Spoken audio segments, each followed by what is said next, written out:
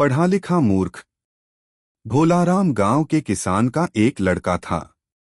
गंवारों के सब काम प्रायः उल्टे ही होते हैं, इसलिए बचपन में ही भोला का विवाह हो गया। उसके बाद वह पढ़ने के लिए पंडित वैकुंठ विहारी पाठक की चटशाला में भर्ती किया गया। इस प्रकार पहले वह गृहस्थ बना, पीछे ब्रह्मचारी। वैकुंठ विहारी ने डंडे मार मार कर उसे पढ़ाना आरंभ किया। उसके मस्तिष्क में वे ठूंस ठूंस कर अपना पंडिताऊ ज्ञान भरने लगे। पाठक जी ने उसे परलोक का रहस्य तो भली भांति समझा दिया, परंतु लोक व्यवहार की साधारण शिक्षा भी नहीं दी। परिणाम यह हुआ कि वह बुद्धिमान आदमी न बनकर एक चलता फिरता पुस्तकालय बन गया। पाठशाला से शिक्षित होकर जब वह घर आया तो उसकी माँ ने कहा, बेटा अब बहू को अपने घर ले आओ। भोलाराम माँ की बात मानकर ससुराल जा पहुंचा। उसे देखते ही ससुराल वाले स्वागत के लिए दौड़े।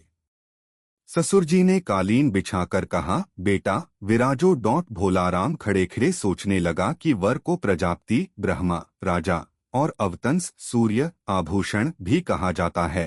ऐसे श्रेष्ठ व्यक्ति को ऊंचे शासन पर ही बैठना चाहिए।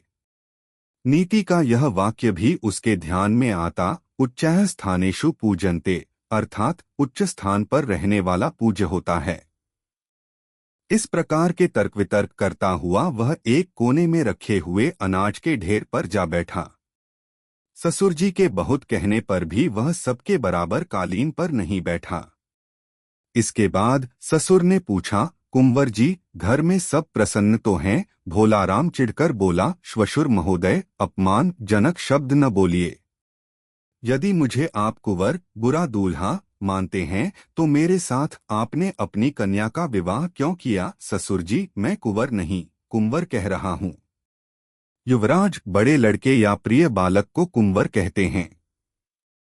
भोलाराम ये सब अज्ञान की बातें हैं। कुंवर शब्द कुंवर का ही बिगड़ा हुआ रूप है। आप मुझे सुवर कहिए, अर्थात सुंदरवर। ससुर जी फिर बोले, वत्स। भोला ने बीच ही में बात काटकर कहा, श्वशुर महोदय वत्स बछड़े को भी कहते हैं। बाहर कोई सुनेगा तो समझेगा कि आप किसी गाय के बछड़े को पुचकार रहे हैं। सीधे सीधे विद्यामहोदधी या शास्त्री जी कहिए। भोलाराम ने पूछा, श्वशुर महोदय भवदीय जामा कहाँ है? ससुर जी बोले, दामाद जी हम जामा पाजामा नहीं, धोती पहनते हैं।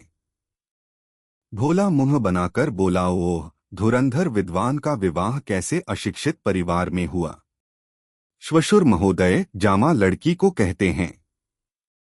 मैं यह जानना चाहता हूं कि आपकी जिस लड़की के साथ मेरा विवाह हुआ है वह कहाँ है? ससुर जी मैं अभी बेटी को आपके दर्शन के लिए भेजता हूँ। ससुर जी ने अंदर जाकर भोलाराम की स्त्री को उसके पास भेजा।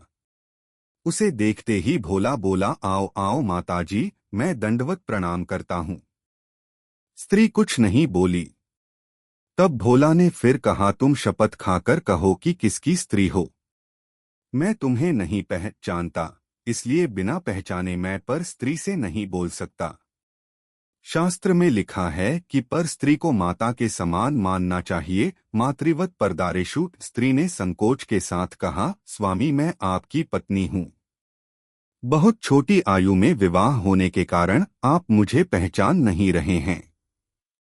भोला ने गुनगुनाते कहा, तुम्हारे बाप को चाहिए था कि विवाह के समय एक चित्र बनवा लेते, उसको देखकर हम एक दूसरे को सहज में पहचान लेते।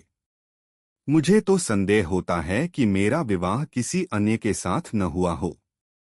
स्त्री चुपचाप बैठ गई। भोलाराम ने देखा तो वह रूपवती जान पड़ी। उसे तत्काल नीति का यह वाक्य स्मरण आया, भार्या रूपवती शत्रुः, अर्थात रूपवती पत्नी शत्रु होती है। उसने सोचा कि इसको किसी प्रकार कुरूप बना देने से इसका दोष मिट जाएगा। बस तुरंत अपनी छड़ी से उसने स्त्री की एक आंख फोड़ डाली। स्त्री कष्ट से चिल्लाने लगी। उसी समय भोला को दूसरा नीति वाक्य याद आया, एकाक्षी कुलनाशिनी, अर्थात कानी स्त्री कुल का नाश करने वाली होती है। कुलरक्षा के विचार से उसने उसकी दूसरी आंख भी फोड़ दी। स्त्री असह्य पीड़ा से व्याकुल होकर हाहाकार करने लगी। सारे घरवाले वहां जुट आए। वहां देखा तो भोलाराम स्त्री की दोनों आंखें फोड़कर अपनी छड़ी साफ कर रहा था। वे लोग बिना कुछ पूछे ताछे मिलकर उसे मारने लगे। भोला चिल्लाया, अरे मूर्खा, क्या करते हो? मैंने तुम्हारी कुलक्षणा कन्या को सुलक्षणा बना दिया है।